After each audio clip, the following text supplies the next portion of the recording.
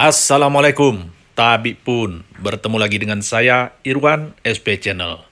Para pemirsa, para kopista, dan sahabat petani sekalian. Sampai pada saat ini, kopi di Lampung Barat sudah beberapa kali berbunga besar. Seperti yang ada di video ini terjadi pada bulan Agustus yang lalu. Bunga ini adalah yang terbesar dalam tahun berbunga 2023. Setelah bunga yang besar ini, terjadi lagi beberapa kali berbunga, dan yang besarnya sekali setelah yang ini, namun tidak sebesar yang sekarang. Sebelum yang besar ini juga sudah pernah terjadi berbunga, namun juga tidak sebanyak bunga yang sekarang ini. Agustus artinya adalah puncak berbunga raya untuk daerah Lampung Barat di bagian Liwa atau dengan ketinggian 850 meter di atas permukaan laut.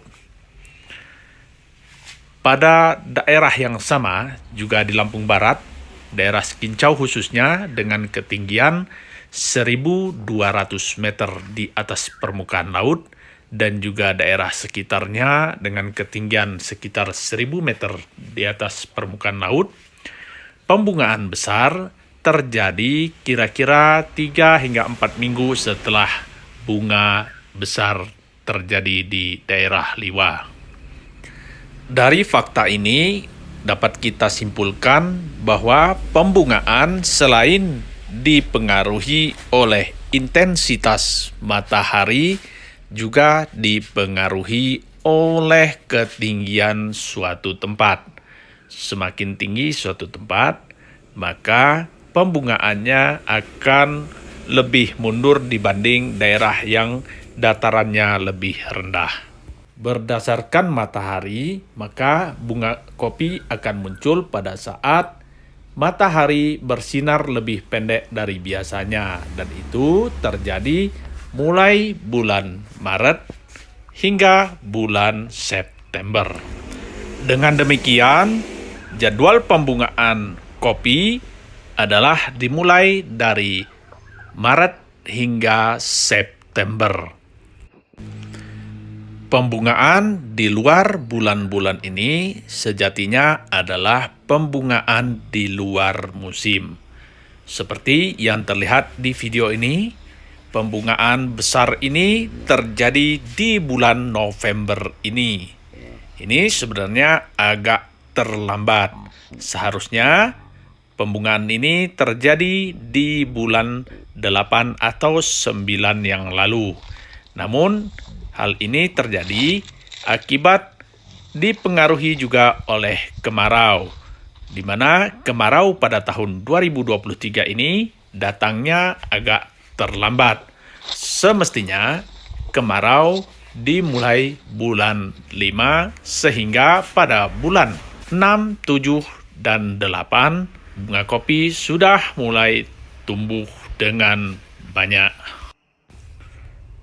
Pembungaan di luar musim dampaknya adalah kualitas kopi yang kurang baik dibandingkan dengan pembungaan pada musimnya. Seperti pada video ini, di mana bunga-bunga yang mekar pada musimnya terlihat membentuk buah dengan sempurna. Dompolan terlihat terisi penuh dengan bakal-bakal buah. Sedangkan bunga-bunga yang baru mekar ini merupakan bunga-bunga susulan dan bunga-bunga sulaman. Artinya pembungaan untuk mengganti dari bakal-bakal buah yang tidak jadi. Kita lihat pada satu batang ini terdiri dari 4 cabang, dan setiap cabang terdiri dari tidak kurang dari 10 ranting. Dan satu ranting berisi tidak kurang dari 10 dompol. Satu dompol terisi lebih dari 30 butir. Bahkan Ada yang mencapai 50 butir seperti pada gambar ini. Dengan sempurnanya pembuahan, maka tentu saja hasil panen yang didapat nanti juga akan jauh lebih banyak. Pembungaan yang tidak serempak juga akan membuat buah kopi besarnya tidak serempak juga. Seperti pada gambar ini, ada yang sudah besar, ada yang masih kecil, dan pada satu dompol pun ada beragam ukuran buah. Hal ini menunjukkan bahwa adanya penyulaman pada dompolan tersebut. Namun hal ini tidaklah mengapa, karena dengan adanya keberagaman ukuran buah juga akan mempengaruhi waktu matangnya buah. Hal ini akan membuat masa panen juga lebih panjang. Dengan masa panen yang lebih panjang, tentu saja akan membuat petani lebih bisa mengatur waktu dalam hal pemanenan. Pemanenan kopi di petani merupakan pekerjaan yang paling banyak menyerap tenaga kerja. Apabila tanaman kopi sedang berbuah dengan baik, dibutuhkan 2 hingga 3 bulan panen per hektarnya dengan tenaga kerja tidak kurang dari 5 orang per hektar. Kemarau memang mempengaruhi produktivitas kopi petani. Kemarau dapat meningkatkan produksi kopi petani. Terlihat di mana-mana kopi pada saat ini sedang berbuah dan bakal-bakal buahnya terjadi dengan begitu lebatnya. Hal ini tentu saja sangat dinantikan oleh para petani.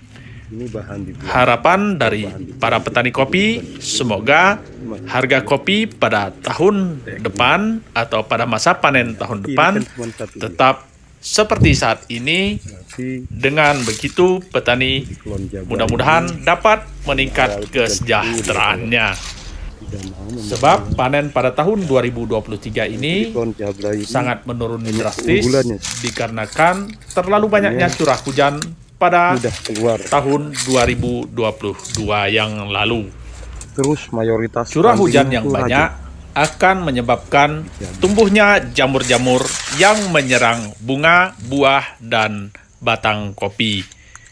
Bunga yang diserang oleh jamur, begitupun dengan buah, akan rontok sebelum dipanen.